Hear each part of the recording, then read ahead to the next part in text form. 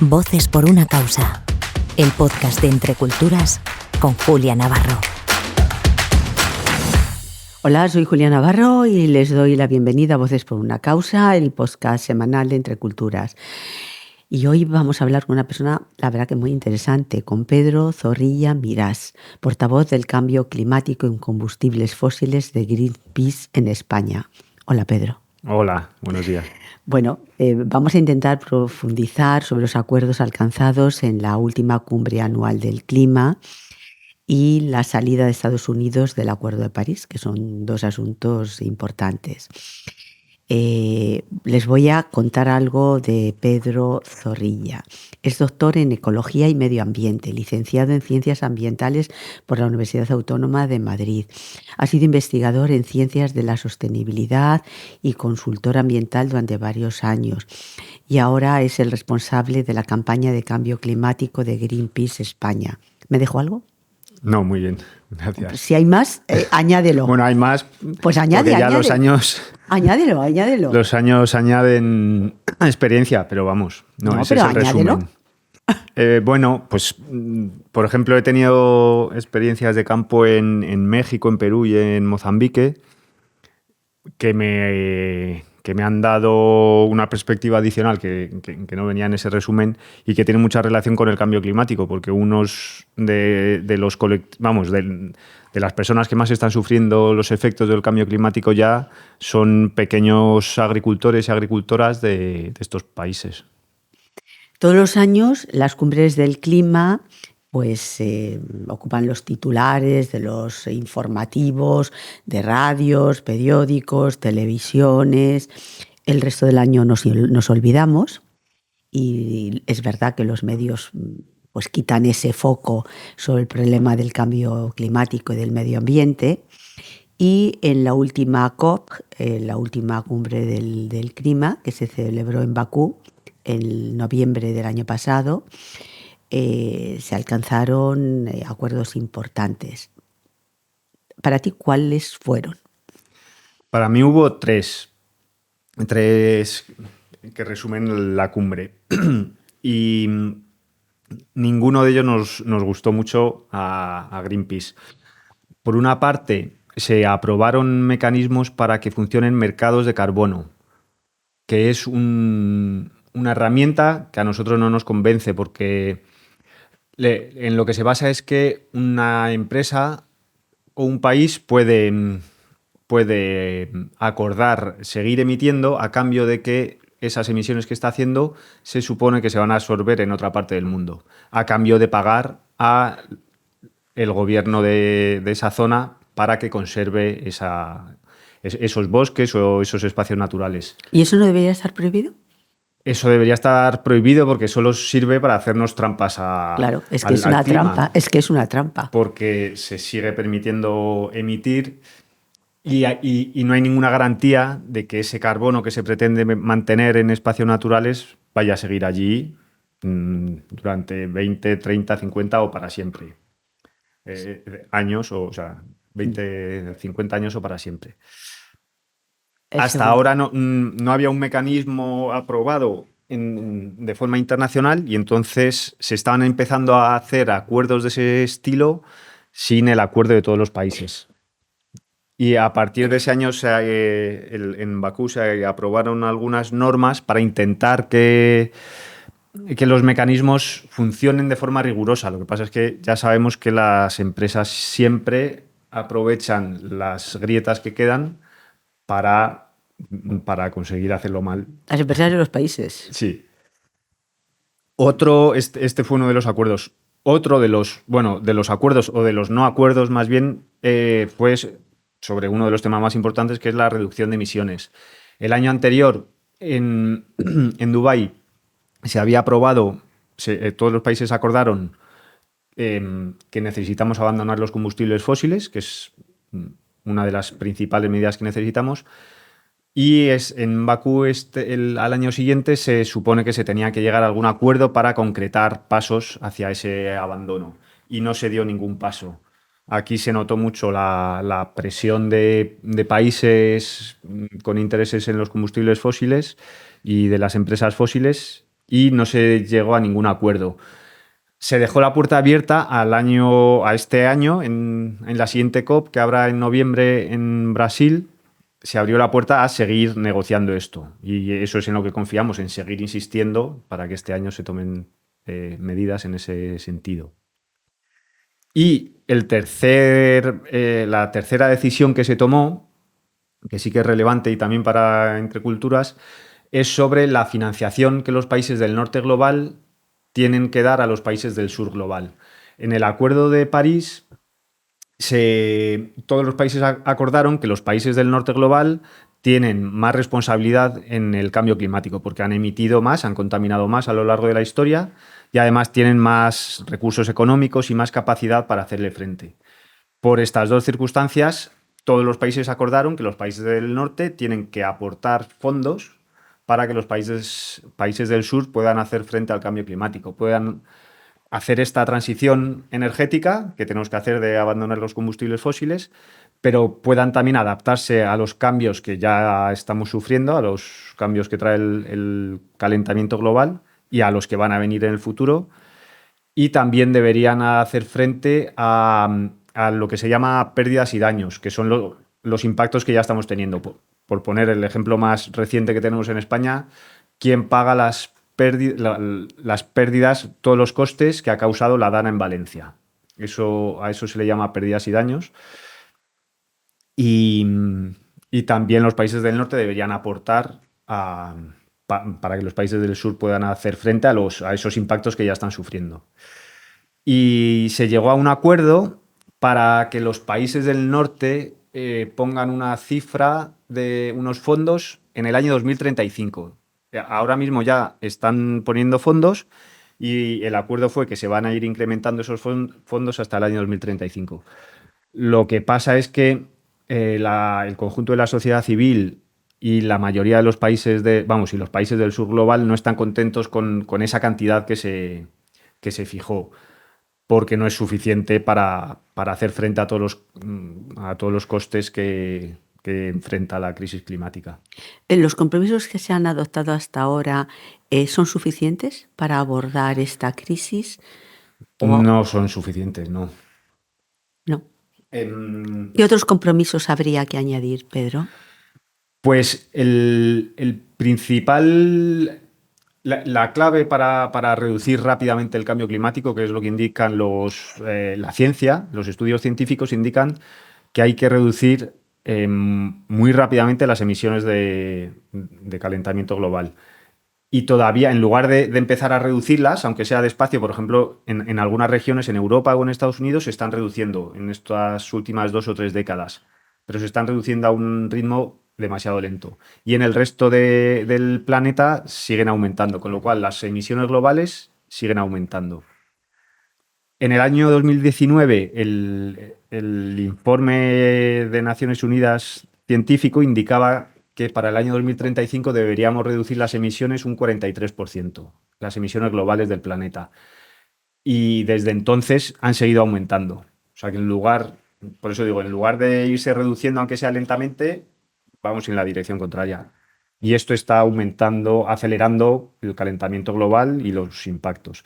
La medida clave es abandonar los combustibles fósiles. Es la principal fuente de gases de efecto invernadero y es la vía más rápida y más útil. Es la parte gorda del pastel. Un poco siempre el debate que hay es que la sustitución de este tipo de energía, ¿por qué otros tipos de energía se hace si no son también contaminantes? Es decir, porque habrá que sustituirlos unos por otros, porque vivimos en una sociedad que se ha montado de esta manera. Entonces, ¿cuál es la alternativa?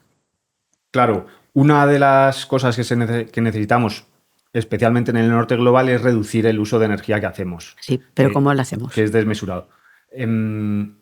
Pues entre otras cosas, intentando usar la energía de forma... Hay 2 formas. Una, reducir el uso directamente, y otra, mejorando la eficiencia.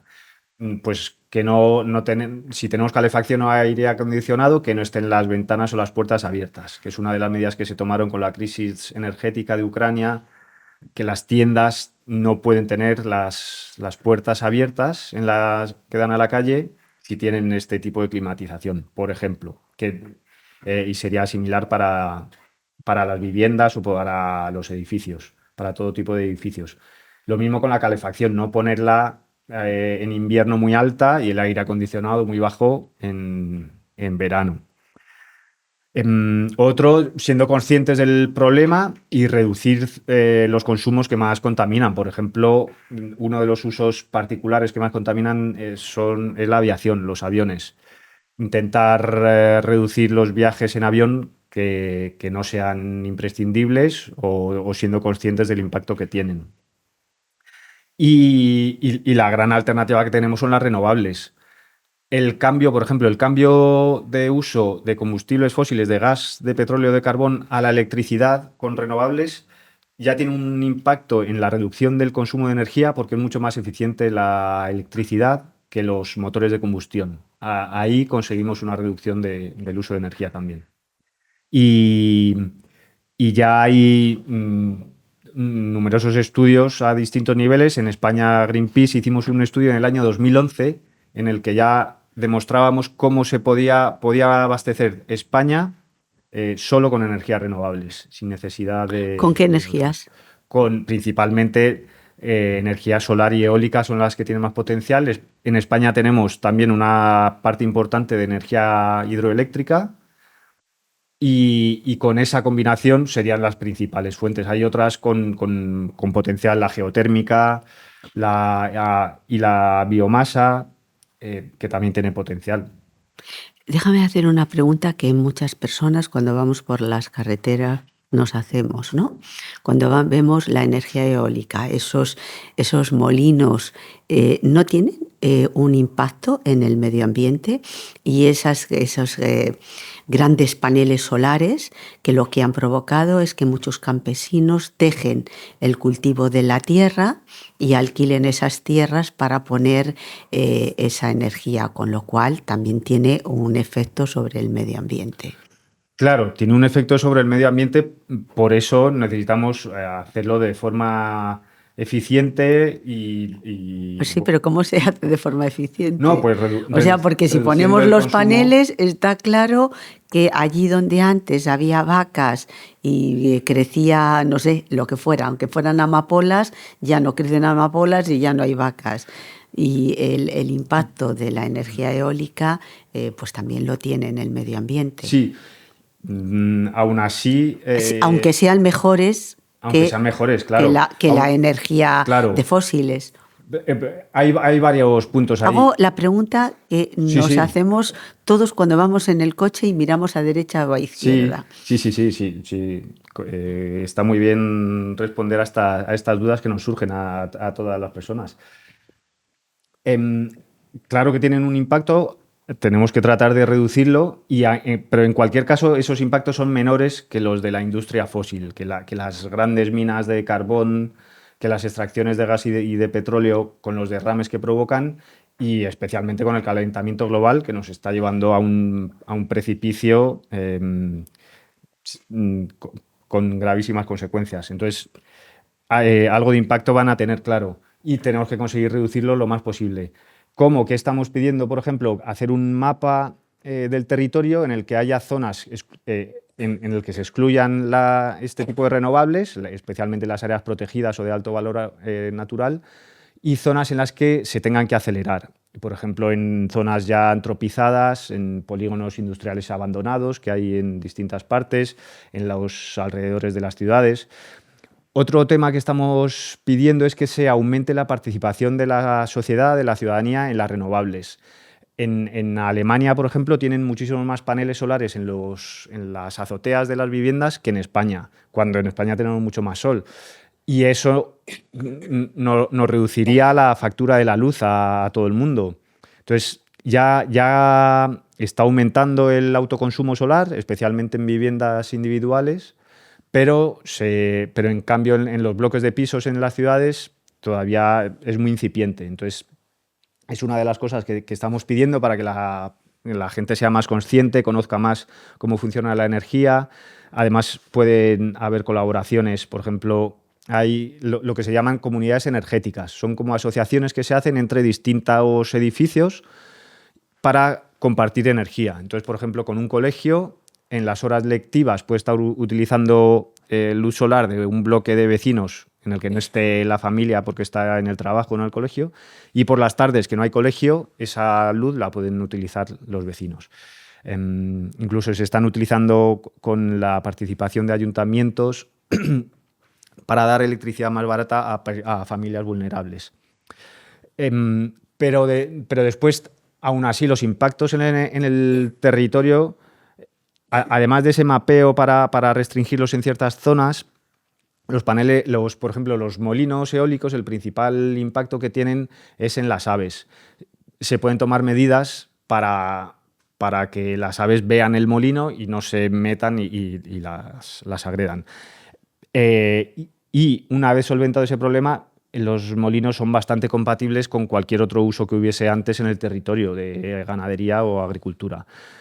Y en el tema de los paneles solares o de los campos solares que ocupan territorio, por una parte, en España en las últimas décadas se está abandonando mucha superficie agrícola que estaba en zonas poco productivas y se estaban matorralizando. Esas son áreas propicias en las que se podría hacer. Por otra parte, hay otras áreas agrícolas en las que se está haciendo una agricultura muy intensiva, que se está sobreexplotando el agua, se están contaminando el subsuelo por echar demasiados fertilizantes, se están echando venenos insecticidos para que no se coman las plagas. Entonces, esos sistemas tampoco es que sean idílicos o están promocionando un estado natural de gran biodiversidad. Y en cambio, si los paneles solares se hacen con buenas prácticas, incluso pueden mejorar esa calidad del territorio. Pueden ser compatibles también, por ejemplo, con pastos, que entren vacas o ovejas o incluso cabras a pastar la hierba que hay debajo de los paneles solares. Hay algunas empresas que están haciendo actividades de poner nidos para aves o para insectos para aumentar la biodiversidad, o sea que pueden ser compatibles. Y en ese sentido, Greenpeace también ha publicado una guía en la que vienen malas prácticas que deberían estar prohibidas, aunque todavía no lo están, y buenas prácticas que deberían ser obligatorias, que hasta ahora solo lo hacen algunas empresas de forma voluntaria. Te quería también preguntar, las cumbres del clima, a veces uno tiene la sensación de que de esos días que se celebran salen todos los informativos, tienen muchísima atención, pero ¿qué pasa luego el día después? Cuando los ministros, los presidentes se han hecho ya la foto y se han ido. ¿Al final de verdad sirven para algo? Pues justo eso es lo más importante, porque estas cumbres sirven para poner de acuerdo a los países. Que no es fácil. Que no es nada fácil. Yo lo pienso con lo difícil que es llegar a acuerdos en las comunidades de vecinos, que somos muchas menos personas implicadas, y en comparación con poner de acuerdo a todos los países por consenso. Además, no se llega por votaciones, sino que todos los países tienen que estar de acuerdo. Por eso muchas veces los acuerdos son tan vagos y tan poco ambiciosos, porque hay algunos países que no están de acuerdo. Pero aparte que la imagen de llegar todos los mandatarios en sus aviones presidenciales, no es un buen ejemplo. No es un buen ejemplo. Bueno, salvo que tengas que venir te tengas que atravesar un océano y no puedas meterte una semana en el mar, pero... sí, totalmente. Y la importancia, llegan a esos acuerdos generales.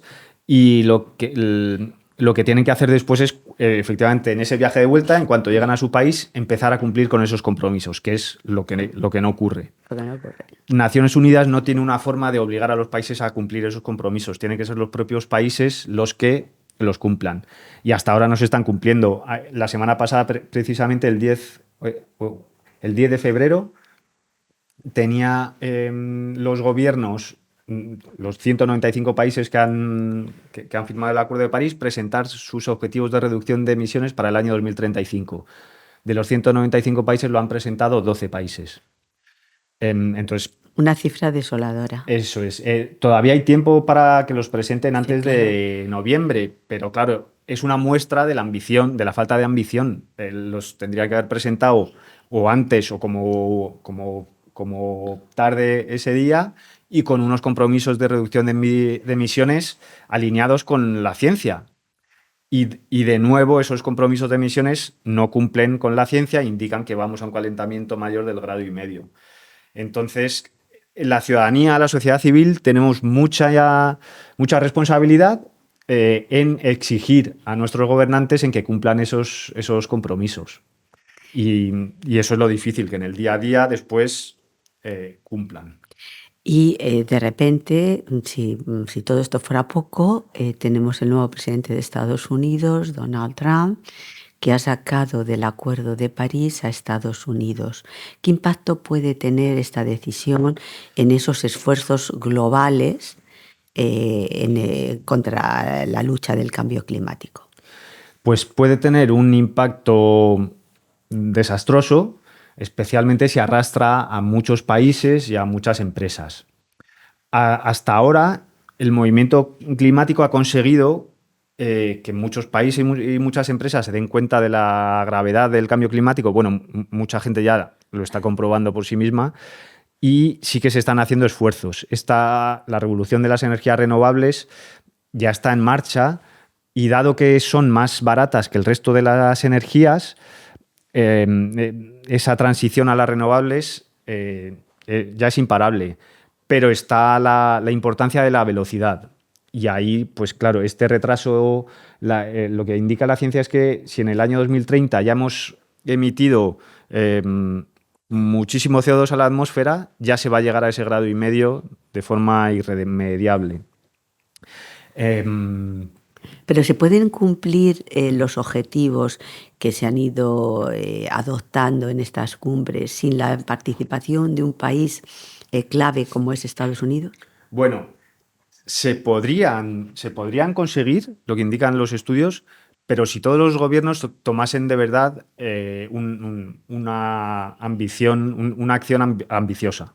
Si pusiesen unos planes climáticos realmente ambiciosos, se podría conseguir, pero los planes que se están desarrollando no van en esa dirección. Y ya, encima, si Estados Unidos no cumple, que es ahora mismo es el segundo país que más emite, pues vamos peor.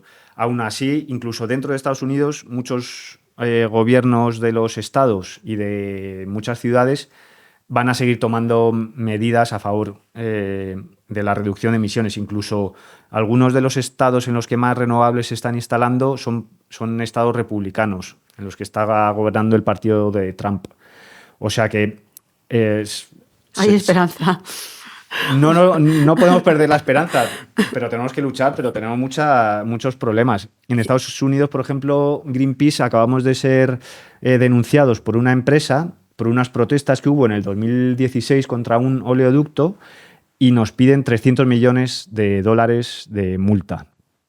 Si ese juicio llega a su fin y somos condenados, podría suponer el fin de la ONG, porque como ONG mundial no podemos hacer frente a ese pago. Y forma parte de esta dinámica que está habiendo en muchos países de aumento de la extrema derecha, de criminalización de los movimientos sociales, de la protesta, del movimiento ambiental. Entonces sí, se están dando muchas dinámicas muy preocupantes y tenemos que estar alertas. Y Trump ha puesto en el centro de la economía de sus planes de futuro a los combustibles fósiles con nuevas prospecciones, o sea, es decir, que a Estados Unidos, al parecer, o no le salen rentables las energías renovables o... es decir, entiendo que lo va a hacer por eso o sencillamente el problema es que haya otros países que puedan imitarles. Claro. Trump representa el egoísmo más puro. las empresas fósiles todavía siguen obteniendo muchísimos beneficios. Tienen beneficios de más del 10%. Es una de las industrias más lucrativas. Entonces, sus propietarios no quieren abandonarlo. Es como una gallina de los huevos de oro que da muchísimo dinero. Y claro, los que se benefician directamente no están, por una parte, no están dispuestos a abandonarlo y por otra, tienen mucho dinero para gastar en hacer presión pública directamente a los gobiernos. Han pagado una gran parte de la campaña de Donald Trump. Entonces, esos beneficios que esta industria está sacando a corto plazo, además, porque siempre se fijan los beneficios a corto plazo, pues es lo que está erosionando la calidad de vida para el resto de la población y del planeta. Los beneficios de esta industria están impidiendo que el resto de la sociedad podamos actuar como deberíamos. ¿Y cómo se combate eso? Pues con una forma sería con buen liderazgo nacional, internacional y con movimientos sociales. La población nos tenemos que organizar, protestar, actuar, no quedarnos callada y exigir a nuestros gobernantes que se enfrenten con responsabilidad y con valentía a la crisis a la que nos enfrentamos. La Unión Europea, al menos de boquilla, sigue apostando por el Pacto Verde y el impulso de las energías renovables. Yo digo al menos de boquilla porque luego a veces la realidad no tiene nada que ver con lo que acuerdan en las cumbres del clima. Pero, ¿qué habría que hacer? ¿Cómo valoráis esta estrategia europea en el sector energético? Pues está teniendo beneficios. Como digo, desde hace 30 años se están reduciendo las emisiones en Europa, pero no a la velocidad necesaria. Entonces, hay medidas que son positivas, pero deberían darse con mayor ambición y también con mayor participación de la ciudadanía. Creemos que muchas veces al final benefician a empresas grandes y la ciudadanía no sentimos que esta transición energética nos esté beneficiando directamente. Por ejemplo, en lo que hablábamos antes, en los pueblos, en las zonas rurales, los vecinos y vecinas tendrían que comprobar más de cerca los beneficios que pueden traer estas instalaciones renovables. Y lo mismo en las ciudades. Esa es una de las demandas que tenemos, que la Unión Europea consiga trasladar a la población esos beneficios. Otra medida urgente que necesitamos es mejorar el aislamiento de los edificios para que haga menos frío en invierno, menos calor en verano. Y para eso, a largo plazo, te ahorras factura de la luz, pero es bastante, o sea, requiere una inversión muy grande. Y para eso se necesitan ayudas públicas. Entonces, es otra de las medidas que la Unión Europea tiene que invertir de forma importante. Perdona, y otro sector importantísimo, que es el que más emite ahora en España y en la Unión Europea, es el transporte, que es clave. Y ¿no sería importante también esa educación para la ciudadanía desde las escuelas hasta la universidad, de ir formando a los que van a ser futuros ciudadanos, ¿no? Que hoy son niños, que vayan tomando conciencia de esta situación para que ese mundo que se van a encontrar y el que van a vivir y el que van a tener ellos que gestionar, pues cuando lleguen tengan ya esa sensibilidad y ese compromiso, porque a veces me da la sensación de que hablamos mucho de la educación para la ciudadanía, pero el tema climático es casi como, bueno, se trata de forma muy marginal. Sí, efectivamente. La educación es algo básico que a largo plazo es lo más efectivo.